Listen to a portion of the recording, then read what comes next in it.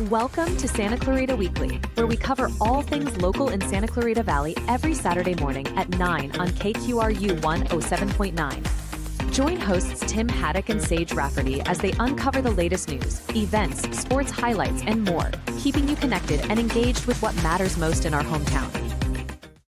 All right, so welcome back to another edition of Santa Clarita Weekly with Tim Haddock and Sage Rafferty. I'm Sage. He's Tim. You can listen to us on the radio at KQRU 107.9 FM on Saturday mornings at 9 o'clock. We are also on YouTube and Instagram, and you can find us online at santaclaritastar.com.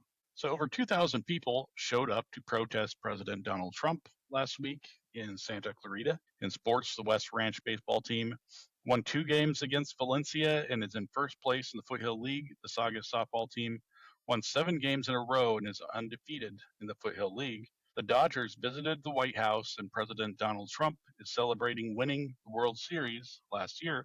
They are 0-2 since visiting the White House, losing 2 games to the Washington Nationals. The Kings won 4 games in a row, including an impressive 3-0 shutdown over the Edmonton Oilers, but they ended their streak with a loss to the Kraken in Seattle. So more than 2,000 people gathered at McMean Parkway and Valencia Boulevard on Saturday as part of the nationwide hands-off protests. The Santa Clarita Rally was one of over 1,400 events held across 50 states and internationally. They're holding events in London and Paris as well, but it was drawing millions who voiced concerns about President Donald Trump and his policies. At the protests, I spoke to Santa Clarita resident Daniel Kulik about why he was protesting. Hey, so can you tell me about why you're here today? I'm here to let Elon Musk and Trump and all the GOP know that we're not going to sit down and take the abuse and the raiding of the federal government that they're trying to pull off right now. Well, what do you think about the work of Doge? Do you think that's... I don't think there's anything admirable about it. I think if they were serious about doing rooting out fraud, waste, and abuse, they wouldn't have fired all of the inspectors generals and all of the people who are trying to do their jobs on a daily basis. They would have taken a slow, measured approach to it, as we've done for the last 200 years. And I think it's all just a ploy to enrich themselves and better things for the billionaire class instead of the middle class people of America. Yeah, so do you think that our social safety nets are under threat right now? Absolutely. From every which direction, from Congress, from the judges, from Elon Musk and Trump. They're trying to get rid of the social safety net so that people are poorer and unable to fend for themselves and unable to focus on anything else except their own well-being. That way you don't come to protests like these or donate money to social causes. They want you focused on your work, your job, and your livelihood, but not focus on bettering the rest of the country. All right, thank you. There were speakers at the event as well. Susan Myers from the California Alliance for Retired Americans spoke about the importance of keeping our social safety nets for seniors. Seniors out here today! My name's Susan Myers. I'm with the California Alliance for Retired Americans. Woo! California Alliance for Retired Americans. We represent over 1 million seniors in California. We're a non-profit organization, and we're part of a national organization throughout the United States of America. Seniors are rising up today. Right?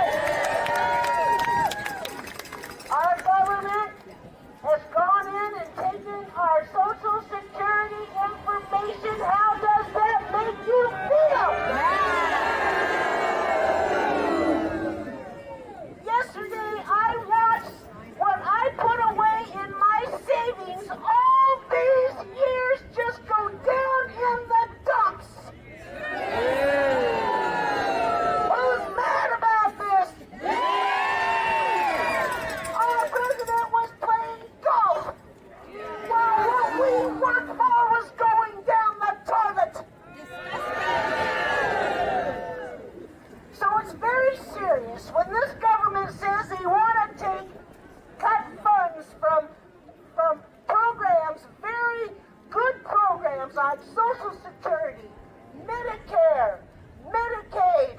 Do you realize that Medicaid is keeping our folks in nursing facilities? Do you know what's going to happen if our Social Security is taken away from the seniors? We're going to move in with our children!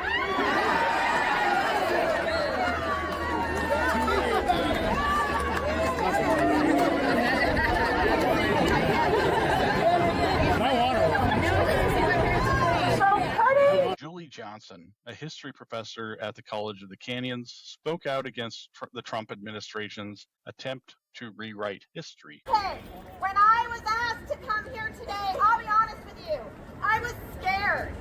As a woman, as an American, I don't like to be scared to speak my truth. Thank you, God. So here I am. I am a history teacher. How many educators do we have in this space right now? Thank you for what you do. I'm a professor of history, and my students are amazing human beings. They are engaged. My students are engaged and also frightened at what they see happening in the world around them. My students understand that education has always been the core. How are we doing today? Assembly member Pilar Schiavo also spoke. It's beautiful. It literally brought a tear to my eye. I am so happy to see everyone out willing to fight for your neighbors, for your family, for your kids, for veterans, for seniors. We are going to fight back against these cuts, and we are going to win.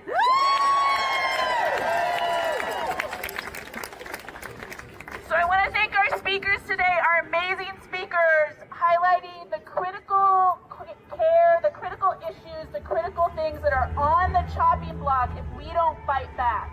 And every day, we are going to need to use our energy to make sure that we are lifting up voices of those who are suffering and struggling because of the horrific cuts that are being threatened at the federal level.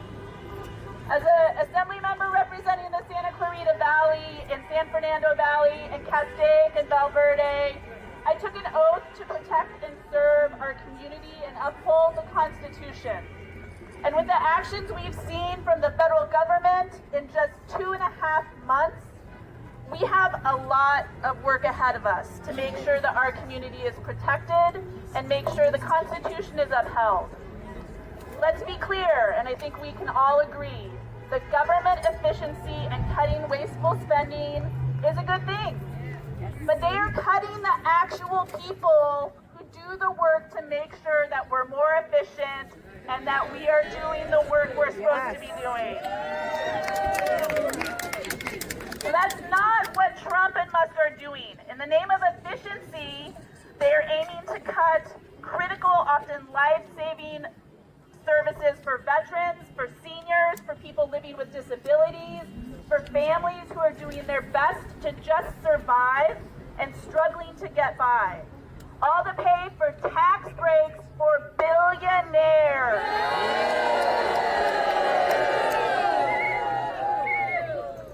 People right here in Santa Clarita, maybe even folks here today, and let me say before I say this next sentence, we have a big tent. And we are welcoming everyone who's willing to fight for people in our community.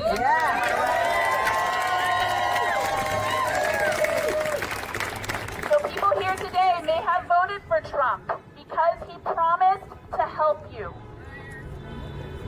But he's not doing that, right? And I don't know about you, but I haven't talked to anyone who voted for Trump, and I know we all know folks who voted for Trump, our neighbors, our friends, our family members, right? They believed him when he said he was going to cut prices on day one. Has that happened? No. He gave us measles instead. Give us measles. What the heck?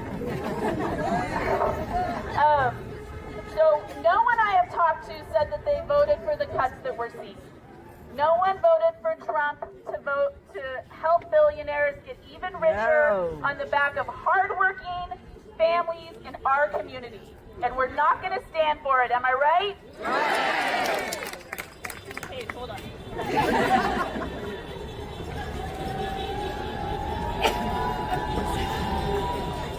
So now that we're seeing what they're really after, more money for themselves, for their billionaire friends, it's clear that they care less about all of us. And it's time for us to unite, to fight back, and pass policies in California that protect people as much as possible. California is now going to have to be the important backstop against the attacks of the federal. And finally, Congressman George Whitesides spoke at the event. I'm going to keep it short because we got to do the work and get back out there. But I just have a couple things that I wanted to say. So, number one,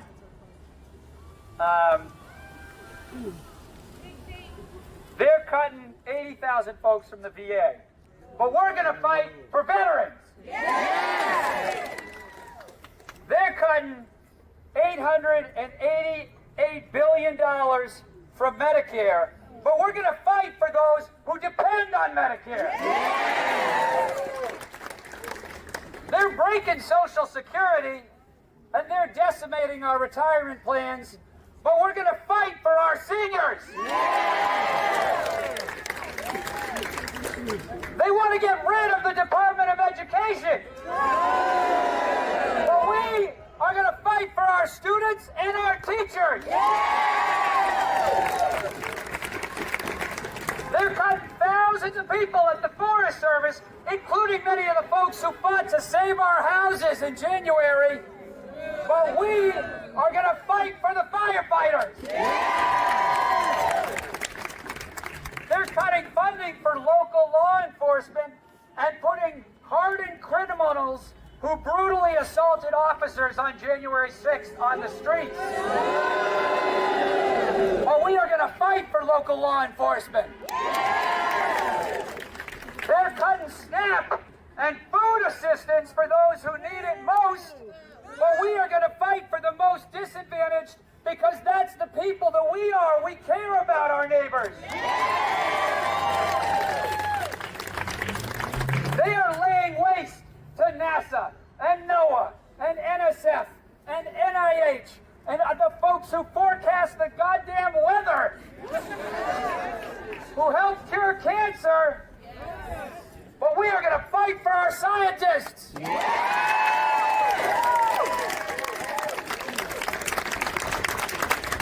They are cutting dedicated prosecutors and forcing loyalty tests inside the FBI and the DOJ.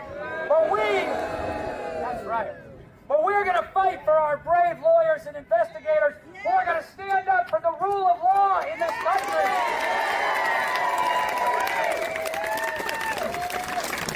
It's not going to be easy, folks. I'm not going to tell you that it's going to be anything than hard. The next 2 years, the next 4 years are going to be hard. But this event here and the people that you see gives us hope, right? Yeah. Because there are good people in our communities. There are good law-abiding people who care about our neighbors, who care about our teachers, who care about our scientists. And we know what kind of country America is. And what we see now is not the America that we are. We are betraying our allies. Yeah. Canada has said they're not with us anymore. Canada! Jesus Christ! We've lost Canada! You can't blame them. Look, it's going to be hard, but we have got to work together. We have got to be out on the streets like we are now. We have got to be communicating to everybody, and we've got to be communicating with the folks on the other side of the aisle to make sure that they know that in 2026 there will be electoral consequences for this terrible behavior.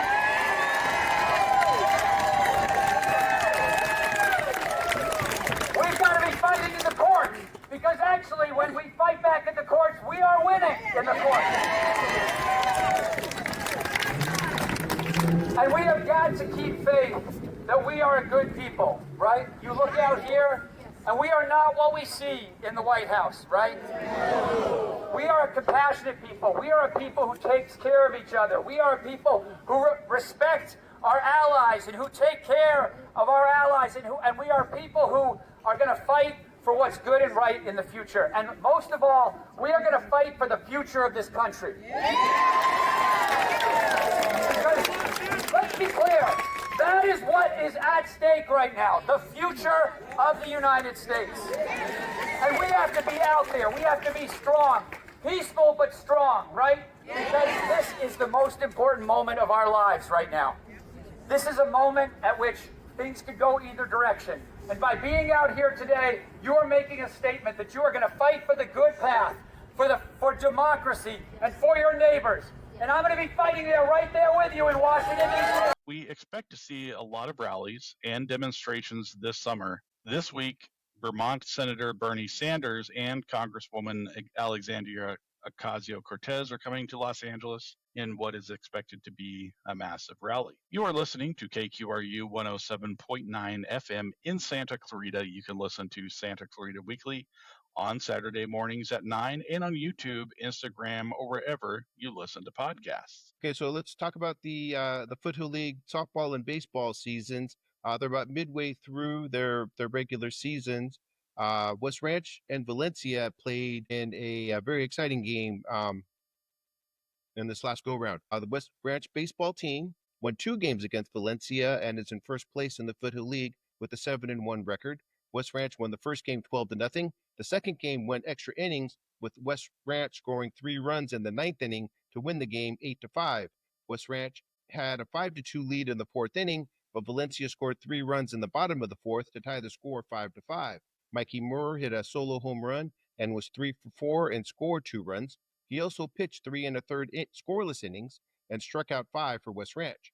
Hunter Manning was 3 for 5 and scored a run and drove in a run. And West Ranch plays Highland in its next game. The Hart baseball team won a Foothill League game over Valencia and is in second place in the Foothill League at 4-1. Hart beat Valencia 8-2. The next Foothill League game for Hart is against Castaic. The Castaic baseball team lost to Paraclete 12-7, but beat St. Bonaventure 5-1. Castaic is in third place in the Foothill League at 4-2. Castaic plays Dos Pueblos before its next Foothill League game against Hart. The Saugus baseball team lost to Muir and is in fourth place in the Foothill League standings with a 4-3 record. Saugus plays Oakwood and Chatsworth before its next Foothill League game against Golden Valley. The Golden Valley baseball team won a couple of games. Golden Valley beat Eastside 9-2 and Nordhoff 7-4. Golden Valley plays Trinity Classical Academy and Wainini before its next Foothill League game against Saugus. And the Valencia baseball team lost to Hart. Valencia plays Notre Dame of Sherman Oaks and Crescenta Valley before its next Foothill League game against Canyon.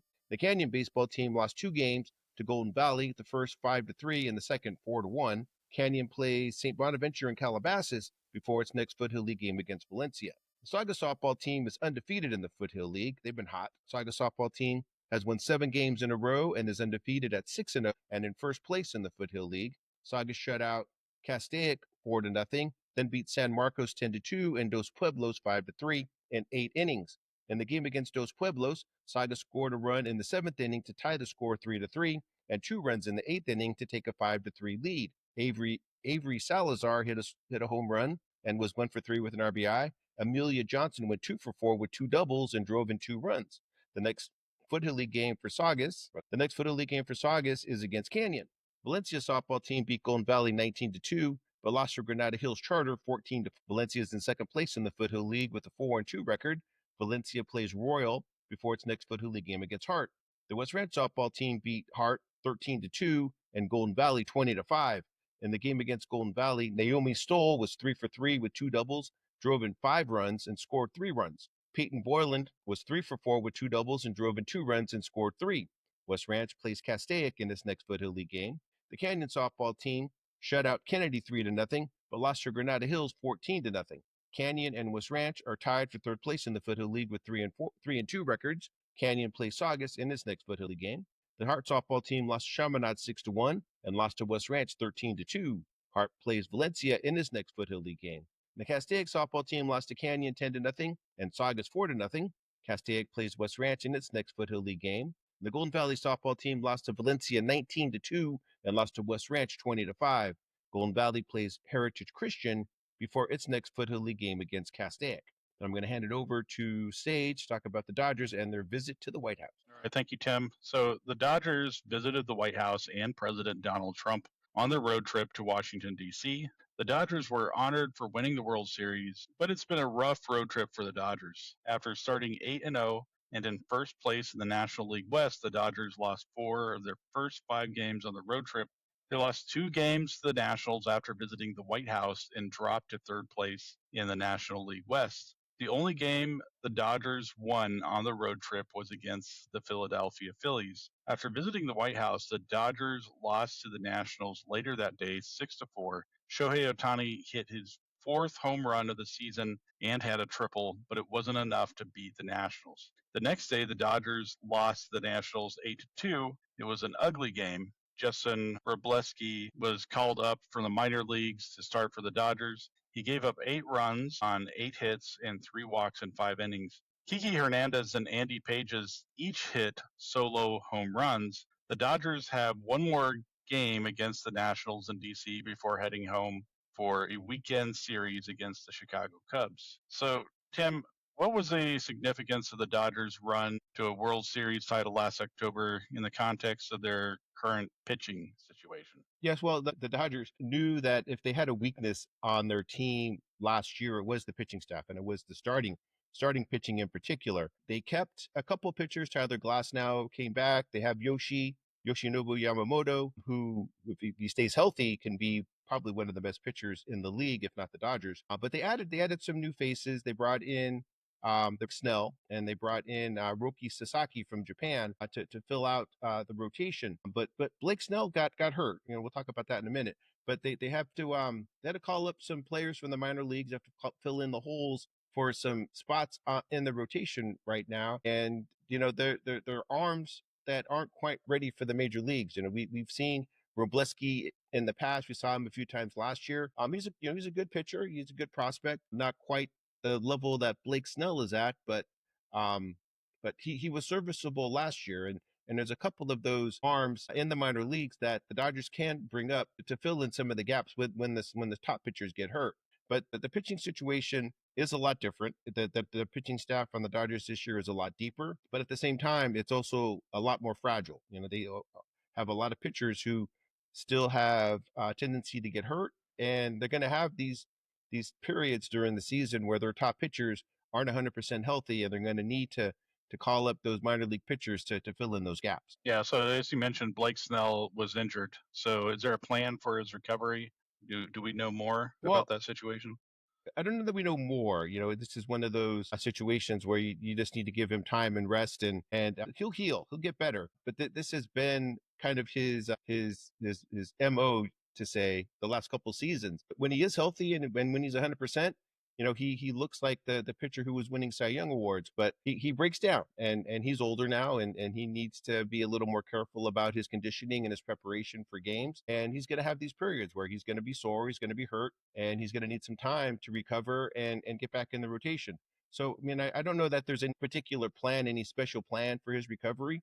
Just to give him rest, give him time, and make sure that when he is on the mound, that he's 100% healthy and can do the best that he can when he's out there. All right. So Tim, I know you're the biggest hockey fan I know. So can you give us a rundown of what's happening with the LA Kings? Okay, so the NHL regular season is winding down. We're getting close to the end of the season and the start of playoffs. On the way out, or on the way at the end of the season here, the Kings put together a little 4-game winning streak. They won 4 games in a row before losing to the Seattle Kraken as the season winds down. The Kings capped their 4-game winning streak with a 3-0 shutout over the Edmonton Oilers at Crypto.com Arena and clinched a playoff spot. Darcy Kemper recorded his 5th shutout of the season, and Andrei Kuzmenko scored his 11th goal of the season for the Kings. The Kings traded for Kuzmenko before the deadline, and he has been playing on the line with Anze Kopitar and Adrian Kempe with productive results.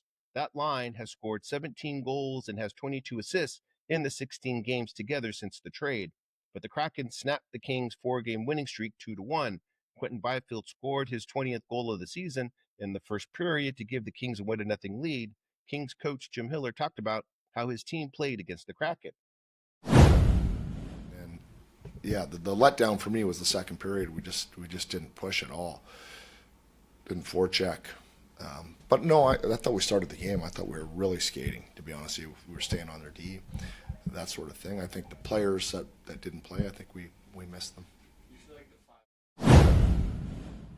Now the Kraken erased that 1-0 lead quickly. They scored 2 goals in the first period and held the Kings scoreless for the rest of the game. The Kings have games against the Anaheim Ducks and Colorado Avalanche at home coming up next. All right, thank you, Tim. So that's our show. So tune in next week for more discussions about the news from Santa Clarita. You can listen to us on the radio at KQRU 107.9 FM at 9 on Saturday mornings. You can also watch us on YouTube, TikTok, and Instagram, and listen to us on SantaClaritaStar.com, wherever you listen to podcasts. So leave us a comment and be sure to subscribe to Santa Clarita Weekly Online. Thanks for listening and have a great week. Thank you for listening to Santa Clarita Weekly. You can watch the show on Santa Clarita Star's YouTube channel and Facebook page, as well as listen in on the radio at KQRU 107.9.